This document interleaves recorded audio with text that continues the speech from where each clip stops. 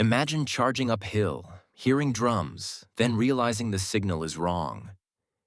In 1916, in the high chalk country of northern France, the Battle of Cote 304 was less about bravery and more about weather and misread order. On 10 May 1916, the British 2nd Division received instructions to attack at first light. The plan relied on a series of prearranged flares to coordinate artillery lifting. But that night, a sudden fog bank formed early, swallowing sound and turning distances into guesswork. The assault began at dawn from trenches near the village of Les Sars. Private Harold H. Briggs of the 9th Battalion later described how the flare sequence came early and looked like the first cue. Gun crews, watching from behind the line, followed what they thought were confirmation lights, not what the commander had intended. Then the artillery lifted its barrage ahead of schedule, onto ground the infantry would not reach for hours.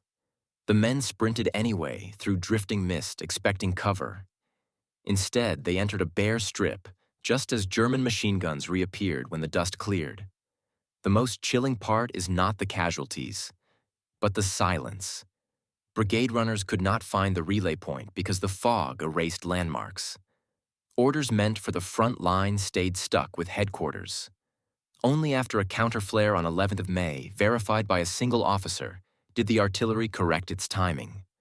By then, Cote 304 was contested but not taken. The later reports blamed the weather, yet the operational failure was communication, amplified by certainty. The twist is that the attack actually had the right objective. It was the wrong moment.